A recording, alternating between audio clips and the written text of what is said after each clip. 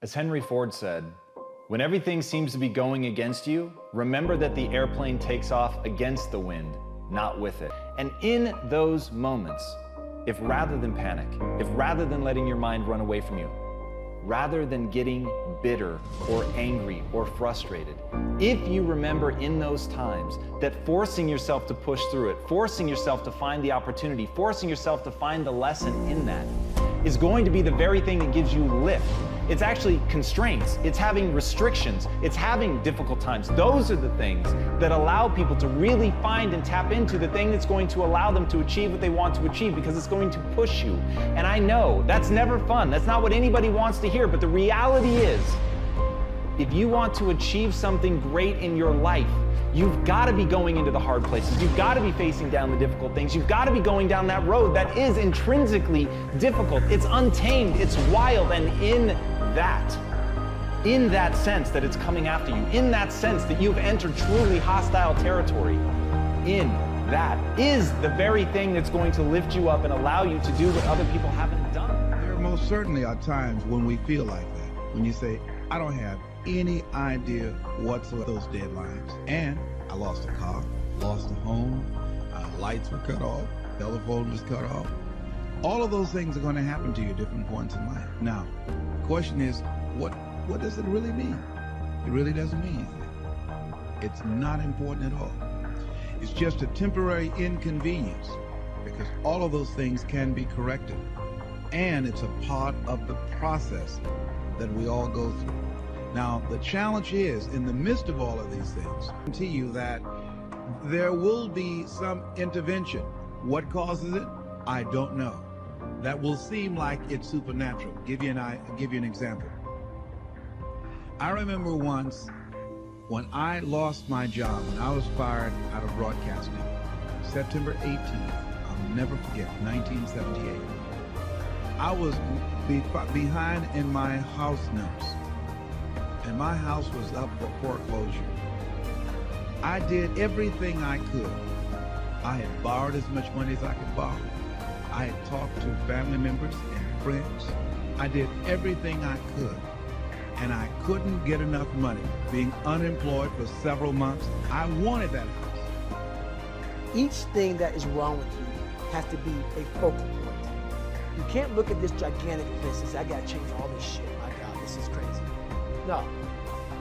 You take off the first one, I wanna be smarter. For me, that was my thing. I have to become more intelligent. I have such a severe learning disability, man. I can't retain shit.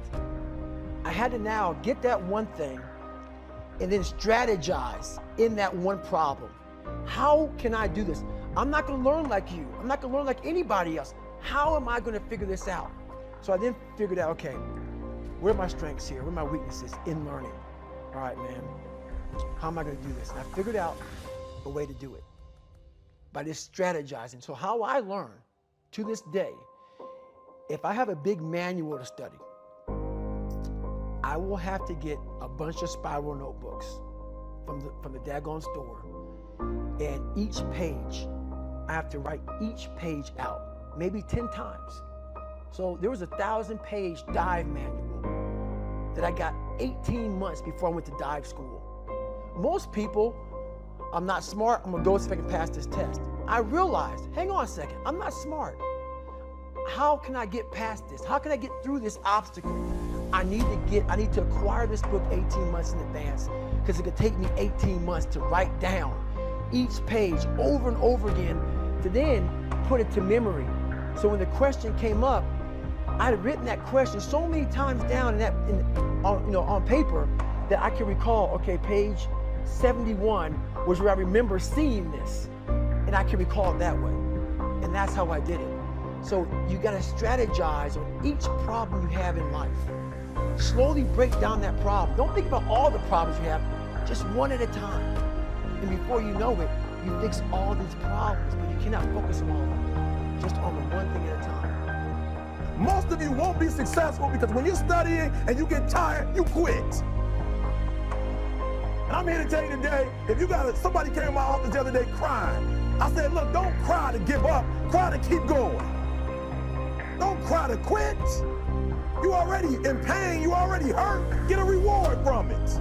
Don't go to sleep until you succeed. The only thing you care about when you're trying to breathe is to get some fresh air. That's it. And when you get to the point where all you want to do is be successful as bad as you want to breathe, then you'll be successful. And I'm here to tell you, number one, that most of you say you want to be successful, but you don't want it bad. You just kind of want it. You don't want it badder than you want to party. You don't want it as much as you want to be cool. Most of you don't want success as much as you want to sleep. Some of you love sleep more than you love success. And I'm here to tell you today, if you're going to be successful, you've got to be willing to give up sleep. You got to be willing to work off for 3 hours of sleep, 2 hours. If you really want to be successful, some days you're going to have to stay up 3 days in a row. Because if you go to sleep, you might miss the opportunity to be successful. That's how bad you got to want it. You got to go days without, listen to me, you got to want to be successful so bad that you forget to eat. Beyonce said once she was on the set doing her thing, 3 days had gone by, she forgot she didn't eat.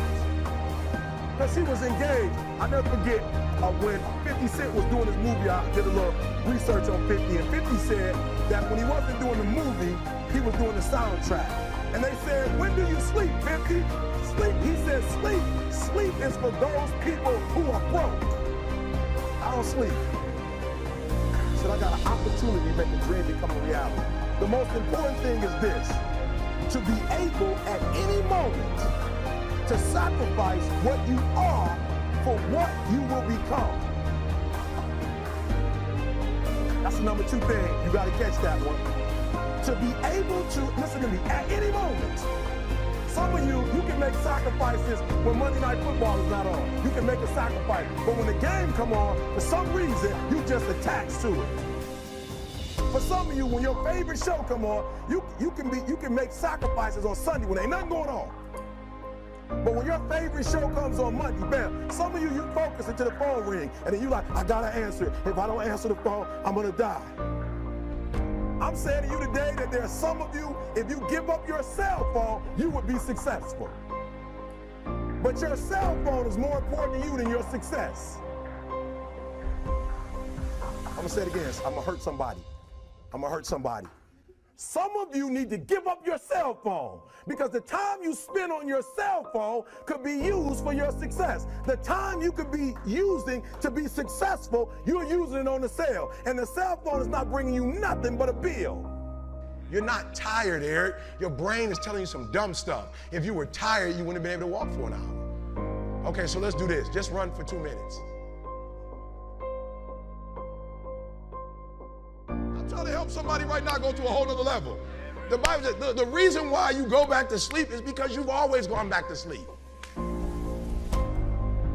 It's like a default. You go back to sleep because all you gotta do is stop going to sleep, and then you're gonna stop going to sleep. All you gotta do is stop fussing and cussing, and you're gonna stop fussing and cussing. All you gotta do is stop spending all the money you got and start saving it. Listen to me, I became #1 in the world. I became a millionaire not because I made more money. I became a millionaire because they told me millionaires only live off of 30% of their income. I want to make it plain for you. I became a millionaire because I did what millionaires did. I stopped living off 100%. Rich people don't work, they think. Poor people work. Poor people go, clock in, I make this much an hour. Rich people go, I put them to work, and I make this much an hour. See, what happens is you're working for you and your family one, they got 40 of you working at one time. So they giving you 20%, and then they keeping the 80% off of 15,000 people. That's enough to have $22 million. So what you have to decide is, are you gonna keep being the 99%, or are you ready to be a part of the 1%? Because it doesn't make a difference where you come from, high school dropout.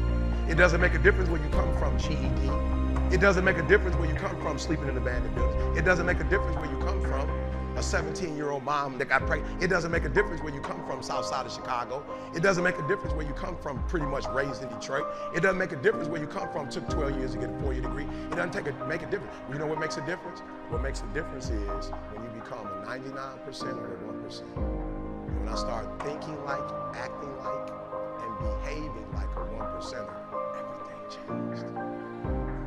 that clear?